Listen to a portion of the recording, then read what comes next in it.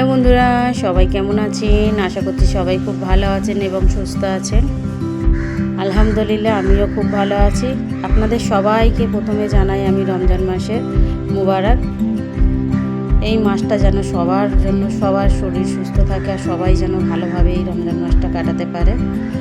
তাই আজকে আমি রোজার প্রথম দিনকে আমাদের বাড়িতে যে বাজারগুলো এসছে আমি সেগুলো একটুখানি শেয়ার করার জন্য আপনাদের সাথে ভিডিওটা করলাম।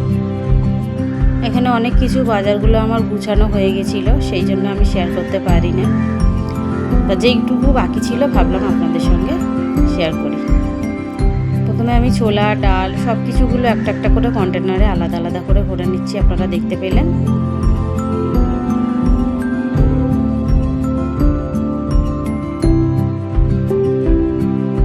এবার আমি এখানে একটা পেঁয়াজু মিক্স বা যে কোনো চপের জন্য মিক্স একটা ডাল বাটা তৈরি করে নেবো। এখানে আমার খেসারির ডাল আছে আর মুসুরির ডাল আছে।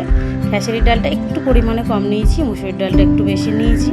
নিয়ে একে 2 থেকে 3 বার ভালোভাবে ধুয়ে বেশ আধ ঘন্টার বেশি একটুখানি ভিজাতে দেবো। ঘন্টাখানিক হলে আরও বেশি ভালো হয়। ভিজিয়ে রেখে দেবো। ততক্ষণে আমি এখানে ড্রাই মশলাগুলোকে গুঁড়ো করার জন্য একটুখানি গরম কড়ার মধ্যে সেঁকে নিচ্ছি, বা ড্রাই রোস্ট বলতে পারেন। হাতের সাহায্যে একটুখানি খেলিয়ে দেবো যাতে সবগুলো মশলা একভাবে গরম হয়। এই গরম হলে ভালোভাবে মানে একটা নরম ভাবটা থাকে সেটা কেটে যায় আর খুব সুন্দরভাবে গুঁড়ো হয়। যার কারণে আমি প্রত্যেকবারই মশলা এরমভাবে একটুখানি ভেজে তারপরে মিক্সারেতে গুঁড়ো করে নিই।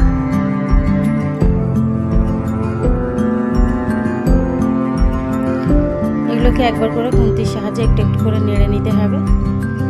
দেখতে পাচ্ছেন এইভাবে একবার করে নেড়ে নিয়েছি। আমার যখন গন্ধটা খুব সুন্দর বেরাচ্ছিল, আপনারা জানেন যারা রান্না করেন জিরে মরিচের গন্ধটা কি ভালো লাগে, তখনই নামিয়ে নিয়েছি। এবার আমি ওই কড়ার মধ্যে গরম মশলা গুঁড়ো করবো, সেই জন্য আমি সেটাকেও ভালোভাবে ভাজা করে নিচ্ছি। এই মশলাটা একদমই আস্তে করে গ্যাসটাকে একদম লো ফ্লেমে রাখবেন, যার কারণে যাতে একটুও না যেন পুড়ে যায়।